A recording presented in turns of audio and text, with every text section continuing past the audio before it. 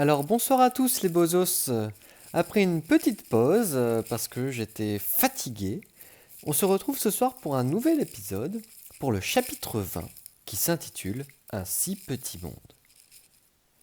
Les cinquième et sixième membres de notre bande avaient été recrutés début 2057, l'année suivante de mon intégration. Ils arrivèrent durant l'une de ces terribles vagues de chaleur. L'un des messagers de Jackson signala deux nouveaux clairvoyants en 1-4. Il voyageait avec un groupe de terroristes, non de touristes. Il voyageait avec un groupe de touristes venus assister à la conférence estivale de l'université, qui recevait toujours un franc succès. Des jeunes gens avides de savoir débarquaient par centaines de pays non sioniens, prêts à repartir comme héros de la cause anti-clairvoyant. De tels programmes avaient déjà trouvé de soutien dans certaines régions d'Amérique où la politique de Sion divisait l'opinion depuis des décennies. Pensant bien faire, le messager avait repéré deux auras dont il était immédiatement allé alerter son seigneur Mime, qui avait alors découvert que les nouveaux venus n'étaient pas résidents permanents en 1-4. Il ignorait jusqu'à l'existence de la pègre. Ils ne savaient sans doute même pas qu'ils étaient voyants. Clairvoyants. Selon le rapport, l'un des deux touristes, une jeune femme, était probablement une chuchoteuse,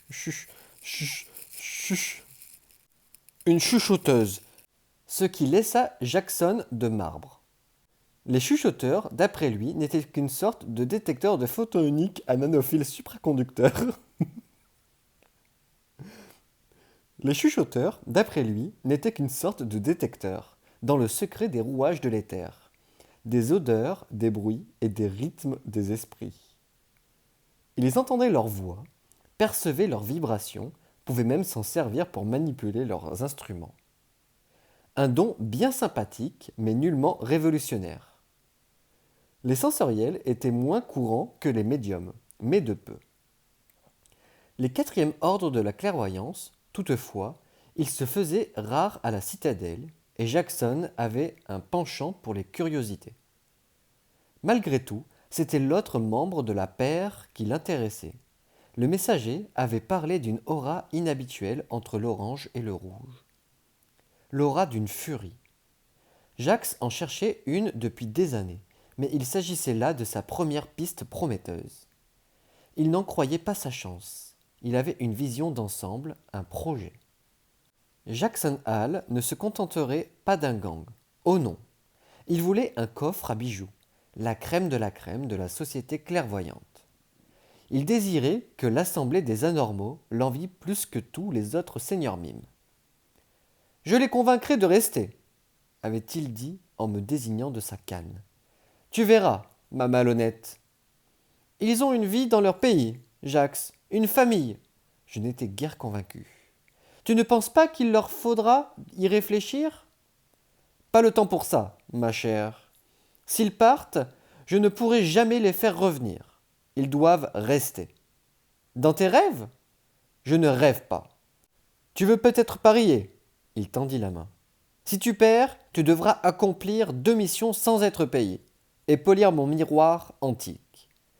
Et si je gagne, je doublerai ton salaire pour les 2 mêmes missions, et tu n'auras pas à polir mon miroir. Je lui serrai la main. Jackson avait du bagou. Je savais exactement ce que mon père aurait dit de lui. En voilà un beau parleur. Il émanait de Jax un petit quelque chose qui donnait envie de lui plaire, afin de faire pétiller d'intérêt ses prunelles. Il était persuadé qu'il saurait convaincre les deux touristes de rester. Après avoir repéré leur hôtel et soudoyé un mendiant pour apprendre leur nom, il les avait invités à une soirée exceptionnelle, dans un établissement en vogue de Covent Garden. J'avais personnellement transmis le carton au concierge, dans une enveloppe adressée à Madeleine Nadine L. Arnett et Monsieur Ézéchiel Saenz. Ils nous avaient renvoyé leur état civil. Ils étaient demi-frères et sœurs. Tous deux résidents de Boston, la rutilante capitale du Massachusetts. Le jour de l'entretien, Jackson nous avait tenus informés par mail. Fabuleux. C'est tout bonnement fabuleux. C'est à n'en pas douter une siffleuse, très éloquente et incroyablement impolie. Le frère m'intrigue, je n'arrive pas à évaluer son aura. Agaçant. Nick, Elisa et moi avions attendu 1 heure les mots tant espérés. Il reste. Paige, le miroir va avoir besoin d'un peu d'huile de coude. Je comprends pas, ça nettoie pas l'huile de coude. Il devrait plutôt prendre de l'eau ou du détergent. Un truc comme ça, non? C'était la dernière fois que j'avais parié contre Jackson Hall. 2 jours s'étaient écoulés, tandis qu'Elisa faisait de la place pour les nouvelles recrues. J'étais allé les chercher à Gover Street avec Nick. L'idée était de les faire disparaître du radar, comme s'ils avaient été kidnappés et tués. Nous laisserions des indices, des vêtements ensanglantés, quelques cheveux, du sucre, du sel, du poivre, un peu de thym et de romarin, un pied de porc. Non, il n'a pas dit ça. Sion adorerait ça. Il pourrait s'en servir pour dénoncer de nouveaux crimes anormaux.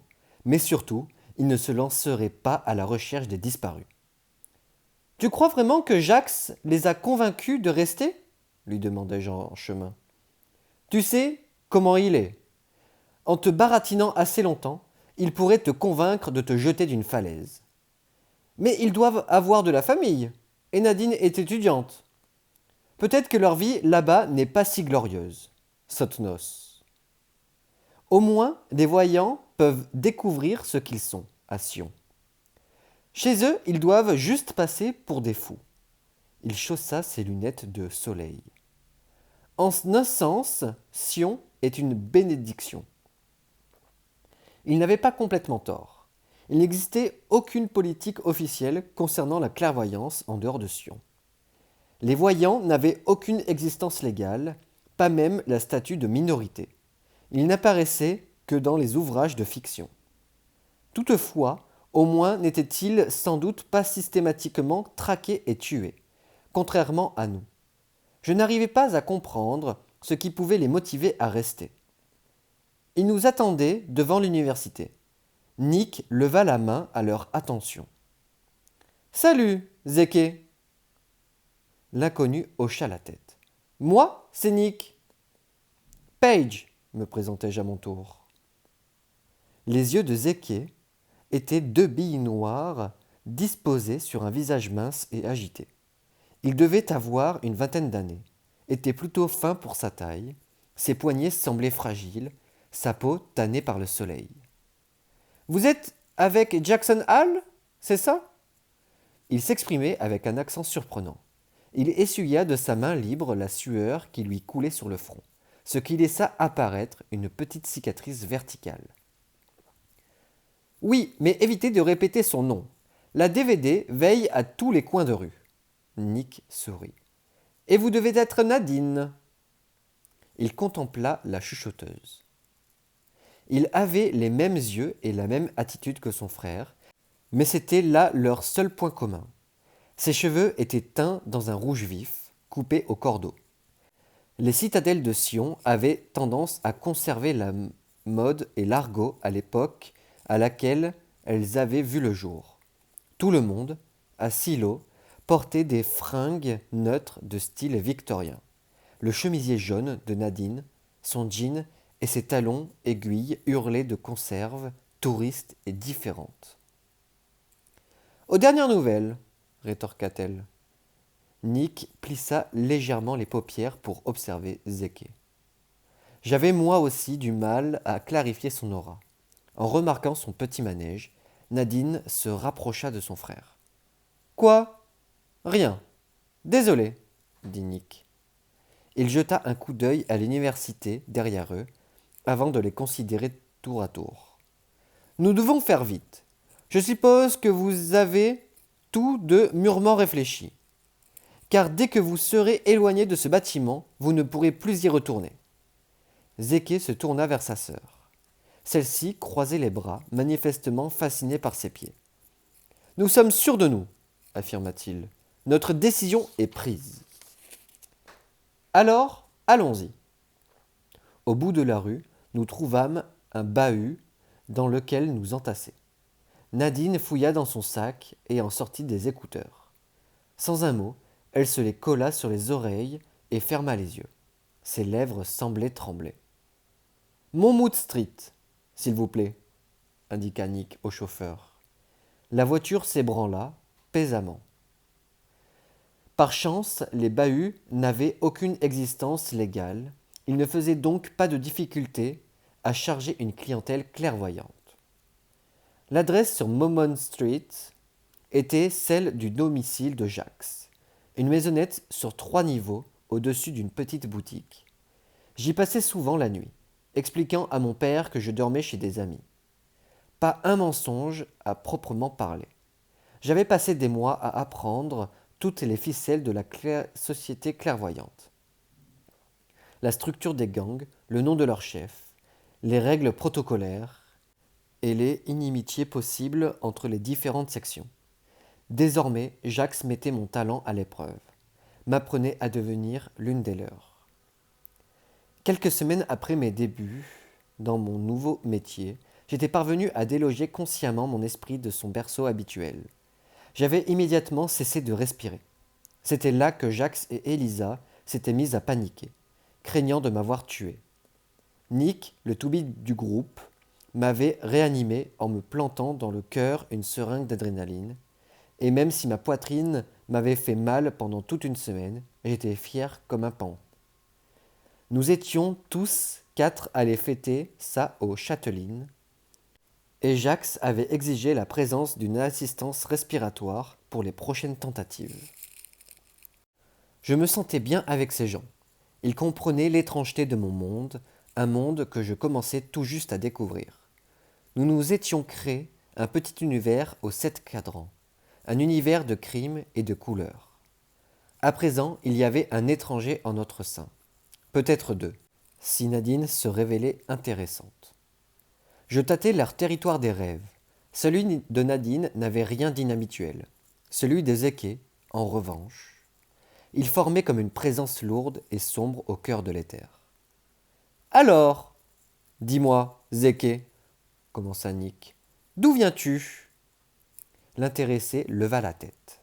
« Je suis né au Mexique, mais maintenant j'habite avec Nadine. » Il ne donna pas davantage de détails. Je lui jetai un regard en coin. « Vous aviez déjà mis les pieds dans une citadelle de Sion ?» Non, je n'étais pas certain que ce soit une bonne idée. Mais vous êtes venu quand même. On voulait juste prendre le large quelque temps. La fac de Nadine offrait des billets pour la conférence. Sion m'intriguait. Il observa ses mains. Je suis content qu'on ait décidé de venir. On se sentait différent depuis des années. Mais, eh bien, Monsieur Hall nous a enfin expliqué pourquoi. Nick parut intrigué. Quel est le discours officiel sur la clairvoyance aux États-Unis ? Il la nomme la PES, la perception extrasensorielle. Tout ce qu'ils en disent, c'est qu'il s'agit d'une maladie reconnue sous la loi de Sion et que le Centre pour le contrôle et la prévention des maladies mène une enquête. Ils ne veulent pas adopter une posture officielle. Je pense qu'ils ne le feront jamais. Je voulais les interroger sur leur famille, mais quelque chose me disait de garder cela plus tard. Pour plus tard. Jackson est ravi que vous nous rejoigniez, déclara Nick avec un sourire. J'espère que vous vous plairez ici. Vous vous habituerez, pronostiquai-je. J'ai détesté la ville à mon arrivée. Ça s'est arrangé quand Jackson m'a recruté. La pègre prendra bien soin de vous. Zeke leva la tête, intrigué. Tu n'es pas anglaise ? Irlandaise. Je ne pensais pas que tant d'Irlandais avaient survécu au massacre de Mayfield. J'en suis une. C'est tellement tragique. La musique irlandaise est vraiment magnifique, ajouta-t-il. Tu connais la chanson des rebelles ? Celle de Molly ? Non, l'autre.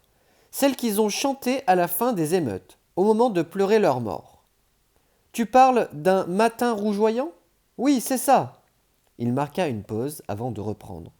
Ça t'ennuie de me chanter un bout ? Nick et moi éclatâmes de rire en même temps. Zeke rougit jusqu'à la pointe des oreilles. Désolé, c'était un peu étrange, consentit-il. Mais j'aimerais tellement l'entendre chanter correctement. Si ça ne t'embête pas trop, j'adorerais écouter Nadine, mais malheureusement, elle ne joue plus. Nick croisa mon regard. Une chuchoteuse qui avait laissé tomber la musique. Ça ne plairait pas à Jackson. Paige, m'encouragea-t-il d'une voix douce. J'ai pris conscience que Zeke m'observait toujours dans l'expectative. Je n'étais pas certaine de pouvoir entonner ce morceau. La musique irlandaise était interdite à Sion, surtout les chants révolutionnaires. Enfant, j'avais eu un fort accent du pays, que j'avais laissé tomber en déménageant, de crainte de provoquer un sentiment de rejet à Sion. Même à 8 ans, je sentais les regards surpris que les gens me décochaient quand je prononçais quelque chose d'une façon qui ne leur convenait pas. J'avais passé des heures devant le miroir à imiter les présentateurs des journaux, jusqu'à développer un accent impeccable typique de la petite bourgeoisie anglaise. Je n'en étais pas devenu une populaire pour autant. On continua à m'appeler Molly Mahoney pendant des années. Mais un petit groupe de filles avait fini par m'accepter, sans doute parce que mon père était l'un des principaux mécènes du bal de promo. Si je me souvenais des paroles, c'était sans doute uniquement grâce à mon cousin. Je regardai par la fenêtre et m'entendis entonner. C'était un matin rougeoyant. Octobre n'était qu'un mois naissant. Les flammes décoloraient les prés. Viens donc, fantôme du vallon. Moi, dans les braises, comme toi, un lion. Erin attend de te voir entrer. Mon cœur, une flamme lèche le ciel. L'aube, automnale, caractérielle. La fumée obscurcit les prés. Écoute bien, esprit invendu. J'attends près de l'arbre fendu. Le cœur de l'Irlande est brisé. Il y avait d'autres couplets. Mais je me tus subitement. Je me rappelais, ma grand-mère l'a chanté, pour Finn, lors de la messe commémorative que nous avions secrètement tenue dans le vallon. Juste tous les 6. Pas de cadavre à enterrer. C'était alors que mon père avait annoncé son recrutement, qu'il devait quitter mes grands-parents pour aller affronter l'occupation militaire de Sion dans le sud. Zeke avait la mine sévère. Au bout de quelques secondes, Nick me serra la main d'un geste réconfortant. Le temps que nous atteignions Mammon Street, l'air du taxi était devenu irrespirable. Je glissai quelques billets dans la pomme du chauffeur, qui m'en rendit un. Pour la jolie chanson, expliqua-t-il. Dieu te bénisse, ma belle. J'ai super bien chanté, c'est sûr. Merci. Je laissai cependant l'argent sur la banquette. Je ne pouvais accepter d'être payé pour un souvenir. J'aidai Nick à décharger les valises. Nadine sortit de voiture et retira ses écouteurs.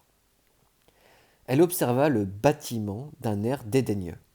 J'avisai mon sac, portant la griffe d'un grand designer new-yorkais. Il allait falloir le revendre. Les objets américains partaient comme des petites mains sur le marché de Covent Garden. Je m'attendais à ce qu'elle ait un étui à instruments, mais il n'y avait rien de tel. Peut-être n'était-elle pas une chuchoteuse après tout. Il existait au moins 3 autres genres sensoriels auxquels elle pouvait encore appartenir. Je me servis de ma carte magnétique pour ouvrir la porte rouge arborant une plaque dorée sur laquelle était gravé « Agence Lenormand ».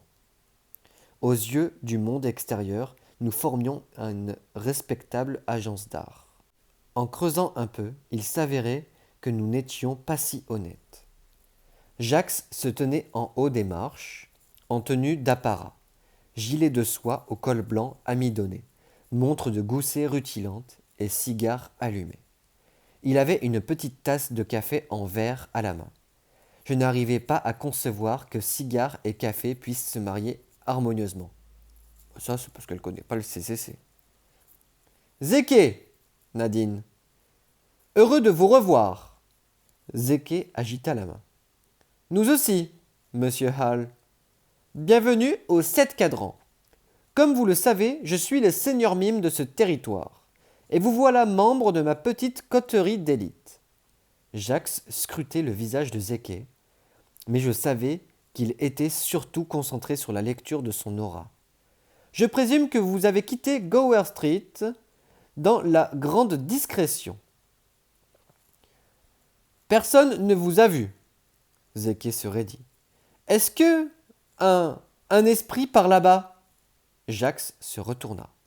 Oh oui, voici Peter Glaze, un artiste baroque hollandais, l'une de nos muses les plus prolifiques. Il est mort en 1660. Pieter vient dire bonjour à nos nouveaux amis.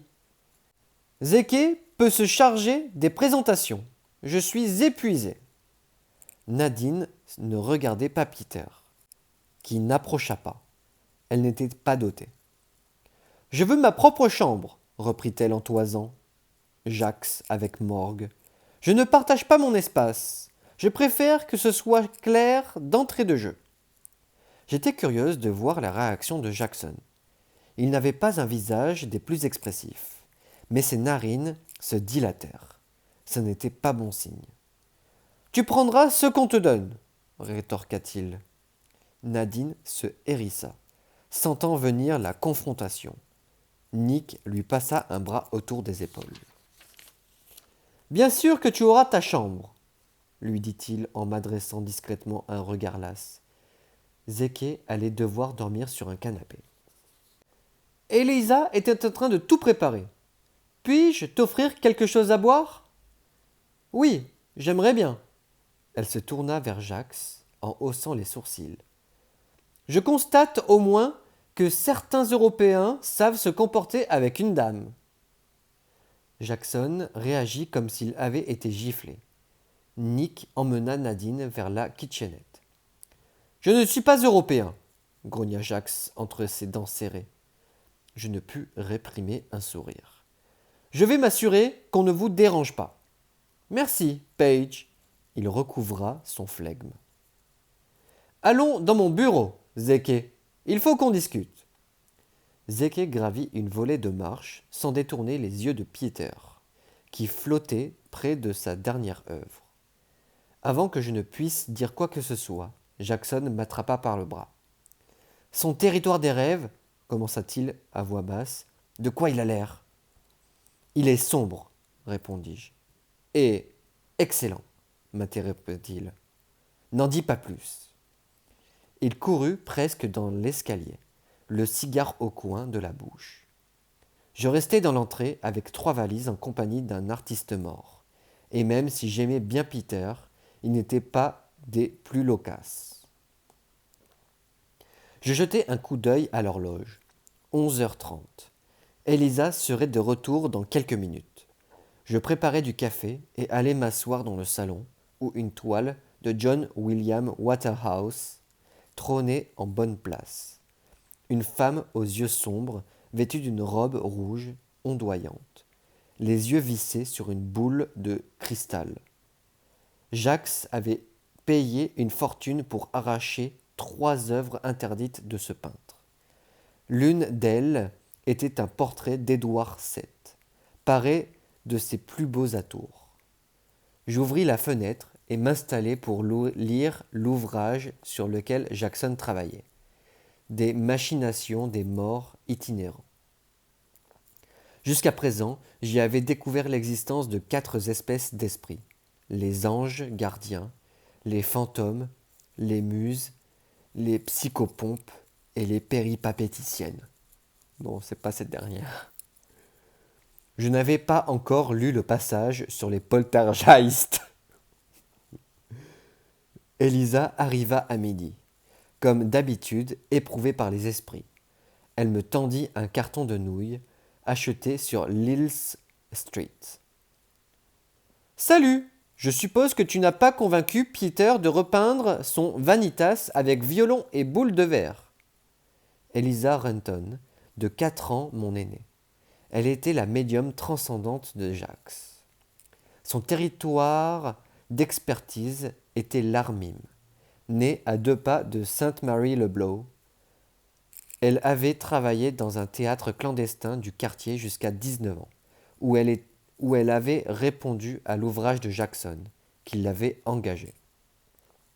Depuis lors, elle était sa principale source de revenus. Elle avait la peau légèrement olivâtre et des yeux vert pomme. Des anglaises blondes lui cernaient la figure. Elle ne manquait pas de courtisans. Même les esprits l'adoraient. Mais elle s'en tenait à la politique de pas d'engagement instaurée par Jacques. Pas encore. Je crois qu'il est atteint du syndrome de la toile blanche. Je reposai l'ouvrage de Jackson. Tu as rencontré les nouveaux ? Uniquement Nadine. Elle m'a à peine dit bonjour. Elisa se laissa tomber près de moi. Est-ce qu'on est vraiment sûr que ce soit une siffleuse ? J'ouvris la boîte de nouilles fumantes. Je n'ai pas vu le moindre instrument, mais c'est possible. Tu n'as pas croisé Zéké ? J'ai jeté un coup d'œil dans le bureau. Son aura est orange foncé. C'est donc une furie. Il n'en a pas l'air, pas du genre à terrifier un fantôme. Elle reposa son beignet de crevettes sur les genoux. Bon, puisque Peter fait sa tête de cochon, j'ai officiellement un peu de temps libre. Ça te dit d'essayer de voler à nouveau ? Pas tant que Jacques n'aura pas reçu l'assistance respiratoire. Bien sûr, je crois que le respirateur est censé arriver mardi. En attendant, on ira mollo. Elle me tendit un carnet et un crayon. Je voulais te demander, tu saurais dessiner ton territoire des rêves ? Le dessiner ? Ouais, pas les fleurs ni rien, juste sa forme approximative vue d'en haut. On essaie de comprendre la disposition des territoires des rêves humains, mais c'est difficile quand on ne peut pas quitter sa zone ensoleillée. On suppose qu'il y a au moins 3 zones, mais il faudrait que tu me les indiques pour voir si ça colle avec nos théories. Tu t'en penses capable ? Je me sentis soudain investi d'une mission capitale. J'allais me révéler indispensable au groupe. Bien sûr, acceptai-je. Elisa alluma la télé. Je m'attelai à mon croquis, traçant un point entouré de 3 cercles. La musique de fond de l'œil de Sion s'élevait du poste. Scarlett Burnish débitait des infos de la mi-journée. Elisa désigna l'écran en mastiquant son beignet. Tu crois qu'elle est plus jeune que Weaver, mais qu'elle a subi tant d'opérations qu'elle ne peut physiquement plus rider ? Elle sourit bien trop pour ça, répondis-je sans lever mon crayon de la feuille. À présent, mon schéma ressemblait à une cible avec 5 sections. Bon, nous avons établi que ceci, je tapotai le centre du cercle, était la zone ensoleillée. Oui, c'est l'endroit que occupe l'esprit dans un cerveau normal. Le cordon argenté est comme un filet de sécurité. Il empêche la plupart des voyants d'aller voir plus loin. Mais pas moi. Exactement, c'est ta petite bizarrerie. Disons que la majorité d'entre nous dispose de 2 ou 3 cm de cordon entre le corps et l'esprit, confirma-t-elle en indiquant la distance avec ses doigts. Toi, tu as près de 2 km. Tu peux avancer jusqu'au dernier cercle de ton territoire, ce qui signifie que tu peux percevoir l'éther bien plus profondément que nous. Tu peux aussi ressentir les autres territoires des rêves. Nous ne percevons que les esprits et l'aura, et encore pas à distance. Là, je n'arrive même pas à repérer Jackson et les autres. J'y parvenais. J'ai cependant des limites. C'est précisément pour ça que nous devons rester vigilants. Nous ne les connaissons pas encore. Tu es peut-être capable de quitter ton corps, mais peut-être pas. Il faudra voir ça. J'acquiesçai. Jackson avait parlé plusieurs fois de sa théorie des marche-rêves, mais Elisa était bien plus pédagogue. Que se passerait-il si tu essayais de quitter ta zone ensoleillée ? Théoriquement ? Eh bien, nous pensons que la deuxième zone est celle où se déroulent les cauchemars, des amorotiques. Le cordon s'étend parfois jusque-là lorsque nous sommes stressés ou nerveux. Au-delà, une traction irrésistible nous attire vers l'intérieur. Et si l'on traversait cette zone floue, on perdrait la tête. J'arquai un sourcil. Cela fait de moi un monstre, pas vrai? Non, non, Paige. Je t'interdis de penser ça. Aucun d'entre nous n'est un monstre. Tu es un vrai miracle, une sauteuse. Elle orienta le carnet vers elle. Je le montrerai à Jax quand il aura fini. Il va adorer ça. Tu passes la nuit chez ton père? Tu ne devais pas rentrer tous les vendredis? J'ai du travail. Didion pense avoir retrouvé William Terrace. Oh merde, n'en dis pas plus. Elle pivota vers moi. Et tu sais ce qu'on dit sur la pègre? Quand on y rentre, on n'en ressort jamais. Ça te va toujours? Mieux que jamais. Elisa se fendit d'un sourire. Un sourire étrange, presque nostalgique. Bon, dit-elle, je vais monter. Il faut que j'essaie de calmer Peter. Elle quitta la pièce en faisant tinter ses bracelets. J'entrepris d'assombrir les différents cercles de mon croquis, allant du plus clair au plus sombre. J'étais encore dessus quand Jax redescendit quelques heures plus tard. Le soleil allait bientôt se coucher. J'allais bientôt devoir sortir pour rejoindre Didion, mais je voulais d'abord scanner mon dessin sur l'ordinateur. Jax semblait presque fiévreux. « Jax !» Insondable, souffla-t-il. « Oh mon adorable, adorable Paige, notre cher monsieur Sáenz est un insondable. » Eh ben, merci à tous les bozos pour m'avoir écouté pour ce nouvel épisode. On se retrouve pour un nouveau chapitre prochainement. Je vous souhaite une excellente soirée. Au revoir.